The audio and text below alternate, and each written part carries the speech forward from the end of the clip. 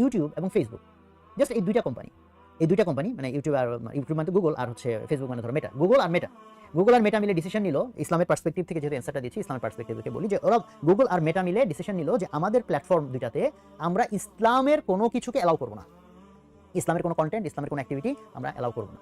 তাহলে ইসলামের এখন ধরো দাওয়াতি কাজের জায়গা থেকে যদি বলি, দাওয়াতি কাজ যা চলতেছে গ্লোবালি, যার একটা বড় পার্সেন্টেজ এখন অনলাইনে, তাহলে এবং ওরা এই ঘোষণা দেওয়ার পরে একদিনের মধ্যে ইমপ্লিমেন্ট করতে পারে, literally they can implement it within a day.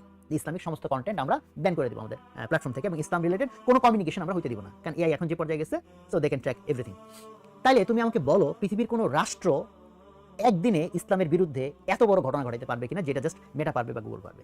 তো মেটা বা গুগলের যে পাওয়ার, বাট এক্সাম্পল হিসেবে এই দুইটা কোম্পানি বললাম, নট নেসেসারিলি এই দুইটা কোম্পানির শুধু পাওয়ার, আর লট অফ কোম্পানিজ আর মাইক্রোসফট আছে, টেসলা আছে, তাই না, মানে এক্স, এখন তো ওইরকম পাওয়ারফুল কোম্পানির কোনো অভাব নেই। এবং দেখো পৃথিবীর সবচেয়ে এখন বড় বড় যে প্রজেক্টগুলো, যেগুলো ম্যাসিভ প্রজেক্ট, সেগুলো রাষ্ট্র না। যেমন ধরো সারা পৃথিবীর যে ইন্টারনেট কানেকশন, যে ইন্টারনেট কানেক্টিভিটি, এটার মালিককে? এটার মালিক আমেরিকা, ইউএসএ? নো। তো গ্লোবালি তুমি এমন কিছু জিনিস পাবা যেগুলো প্রজেক্ট হচ্ছে গ্লোবাল, মানে ওয়ার্ল্ড ওয়াইড হয়েছে। যেমন ধরো ফর এক্সাম্পল গুগল ম্যাপ, সারা দুনিয়ার অলমোস্ট অ্যাক্সেসেবল প্রত্যেকটা রাস্তার ছবি উঠাই ফেলছে। সেটা কি কোনো রাষ্ট্র? কোম্পানি।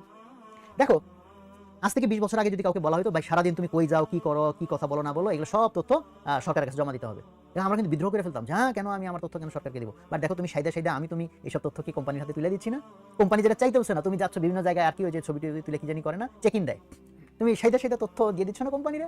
তাহলে আমার তোমার পেটের সমস্ত কথা, থিঙ্কিং, আমাদের কমিউনিকেশন থিঙ্কিং না হলেও অ্যাটলিস্ট আমরা কি বলি, এখন তো ওরা আমাদের কথাও ট্র্যাক করে, তো সেটা কোম্পানিগুলোর কাছে যাচ্ছে না, তো কোন রাষ্ট্রের কাছে ডেটা আছে? সো চাইলে আরো লম্বা সময় ধরে এটা আমি আর বুঝাইতে পারি, ইনশাআল্লাহ ভবিষ্যতে যদি যাদের বুঝতে যদি সমস্যা হয়, লাগলে আরো বলবো, যে এইটা বোঝার একটা ইম্পর্টেন্ট প্যারাডাইম শিফট, যে আমাদের ক্ষমতা শুধু রাষ্ট্রের হাতে না, ক্ষমতা এখন অনেক চলে গেছে কোম্পানির হাতে। এবং তুমি যদি দুইটাকে ইয়ে করো, মানে যোগ বিয়োগ করে দেখো, ইভেন রাষ্ট্রের চেয়ে এখন কোম্পানির ক্ষমতা বেশি, এবং যত আরো দিন যাচ্ছে রাষ্ট্রের চেয়ে কোম্পানি আরো ক্ষমতাশালী হয়ে যাচ্ছে। ইভেন রাষ্ট্রের যে ক্ষমতা এখন, সেটাও কোম্পানিরা কাইন্ড অফ নিয়ন্ত্রণ করতেছে, যেটা ইভেন ইন ইউএসএ, বিকজ বড় বড় কোম্পানির মালিক যারা বিলিয়নার ট্রিলিয়নার, তারা ঠিক করে দিচ্ছে এমপি কে হবে, মন্ত্রী কে হবে, তাই না, বহুত রকম পলিসি তাদের ডিরেকশন হচ্ছে, মানে রাষ্ট্রের যে ক্ষমতা সেটারও পিছন থেকে তারা কন্ট্রোল করতেছে, তাদের নিজের যা ক্ষমতা আছে সেটা তো আছেই। ফলে এই জায়গাটায় আমাদের বোঝার মতো যে বিষয়টা, সেটা হলো যে রাষ্ট্রের ক্ষমতা দখল করাটা একটা কমপ্লেক্স প্রসেস, যেটা not my cup of T. Politics খুবই হাই রিস্ক হাই গেইন একটা খেলা, রিস্কও বেশি, গেইন অনেক বেশি।